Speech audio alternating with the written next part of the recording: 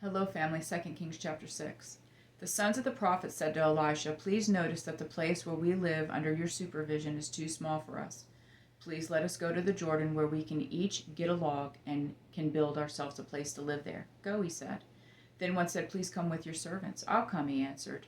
So he went with them, and when they came to the Jordan, they cut down trees.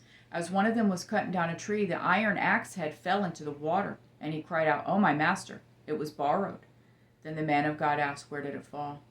When he showed him the place, the man of God cut a piece of wood, threw it there, and made the iron float. Then he said, "Pick it up." So he reached out and took it.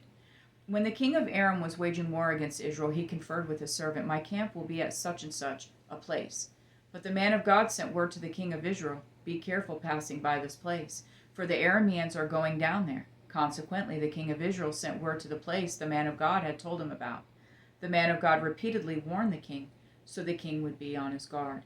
The king of Aram was enraged because of this matter, and he called his servants and demanded to them, "Tell me, which one of us is for the king of Israel?" One of his servants said, "No one, my lord, the king Elisha the prophet in Israel tells the king of Israel even the words you speak in your bedroom." So the king said, "Go and see where he is, so I can send men to capture him." When he was told Elisha is in Dothan, he sent horses, chariots, and a massive army there. They went by night and surrounded the city. When the servant of the man of God got up early and went out, he discovered an army with horses and chariots surrounding the city. So he asked Elisha, "Oh, my master, what are we to do?" Elisha said, "Don't be afraid, for those who are with us outnumber those who are with them." Then Elisha prayed, "Lord, please open his eyes and let him see." So the Lord opened the servant's eyes, and he saw that the mountain was covered with horses and chariots of fire all around Elisha. When the Arameans came against him, Elisha prayed to the Lord, "Please strike this nation with blindness." So he struck them with blindness according to Elisha's word. Then Elisha said to them, "This is not the way, and this is not the city. Follow me, and I will take you to the men you are looking for." And he led them to Samaria. When they entered Samaria, Elisha said, "Lord, open these men's eyes and let them see."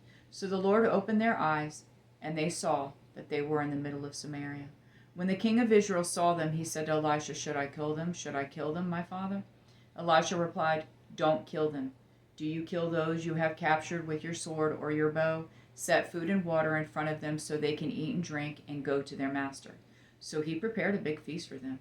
When they had eaten and drunk, he sent them away, and they went to their master. The Aramean raiders did not come into Israel's land again.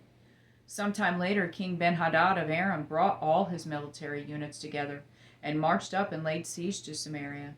So there was a severe famine in Samaria, and they continued the siege against it until a donkey's head sold for 34 ounces of silver and a cup of dove's dung sold for 2 ounces of silver.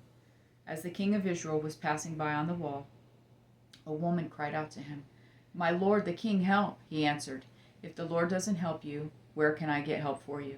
From the threshing floor or the winepress?" Then the king asked her, "What's the matter?" She said, "This woman said to me, 'Give up your son, and we will eat him today. Then we will eat my son tomorrow.' So we boiled my son and ate him. And I said to her the next day, 'Give up your son, and we will eat him.' And she has ridden her son." When the king heard the woman's words, he tore his clothes. Then as he was passing by on the wall, the people saw that there was sackcloth under his clothes next to his skin. He announced, "May God punish me, and do so severely, if the head of Elisha son of Shaphat remains on his shoulders today." Elisha was sitting in his house, and the elders were sitting with him.